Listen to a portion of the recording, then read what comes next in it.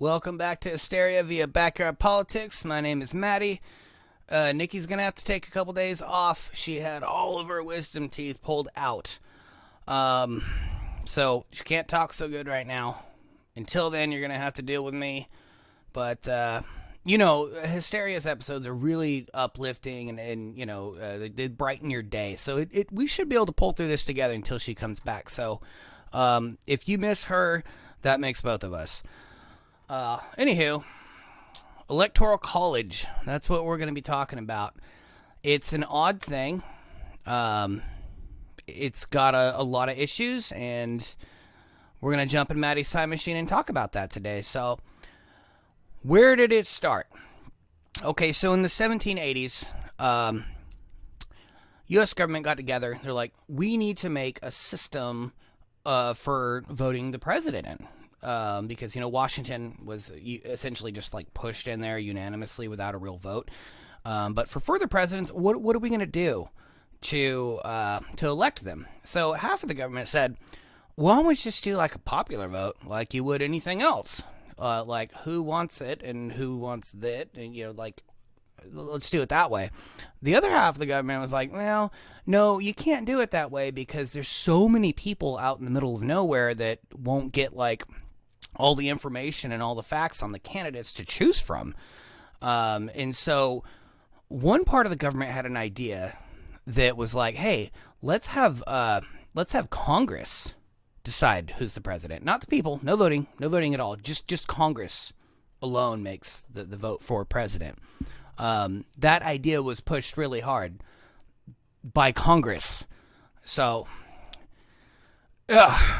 it's really stupid. So anyway, government got together. They hung out for like 2 months and debated on just how we're going to elect the next president. For months they did this, and they couldn't decide. They argued. So they ended up agreeing, finding a compromise on doing the Electoral College, to where the popular vote doesn't really count. It's just, every state is allocated so many delegates that, that's how it works in the end, just to sum it up a little bit. So this is really stupid because if your intent on getting together to debate something is that you have to find sides, that work for everybody, and you come to like an agreement where everybody's happy to some degree, like that should be the intent of any debate, right? In this case, neither side liked the idea of the Electoral College. That just was the only thing they could agree on, and everybody hated it. It would be like, hey man, I want New York style pizza for dinner. That sounds amazing, which it is. And then the other half of my party's like, no, I want Chicago style because it's better. And I'm like, oh, okay, so we go back and forth. But at the end of the day, we both have to settle for fucking frozen pizza. That's what the Electoral College is.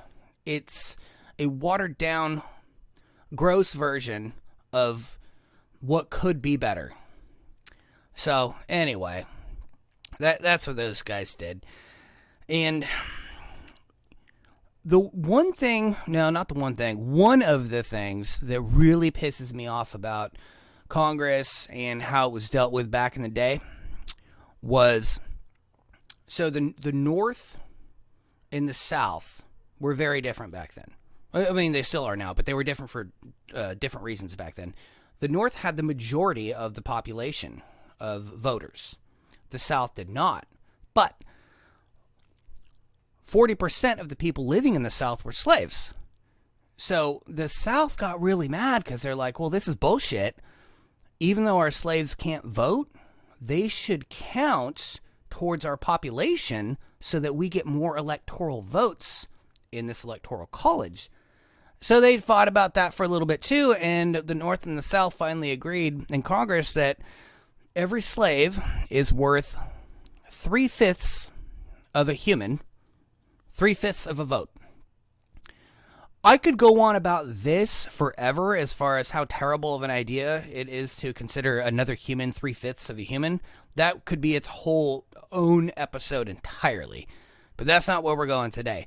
So they agreed on this, and so essentially what happened then was you had a smaller portion of voters in the South that had a comparatively speaking at least, larger electoral vote for the Electoral College because of this 3/5 compromise.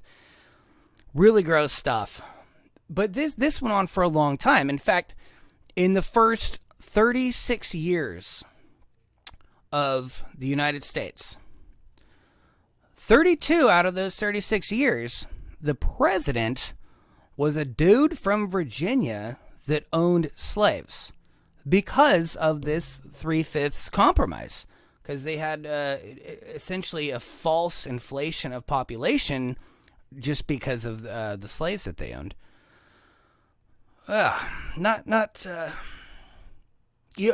Please tell me you know that earlier in the video when I said that hysteria was uplifting, that you knew I was joking, because I'm not a comedian, but I think I'm pretty damn funny.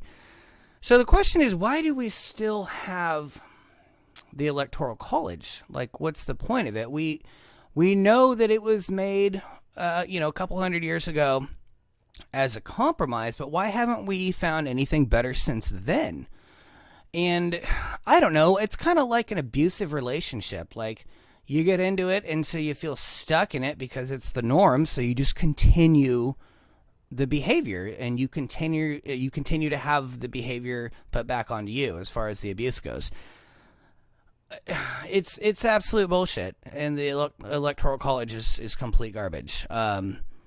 There's no reason why 5 times in U.S. history, 5 times, that we've had the popular vote, so more people, if you don't know what that means, want one person to be president, and yet they don't become president. 5 times that's happened because of the Electoral College.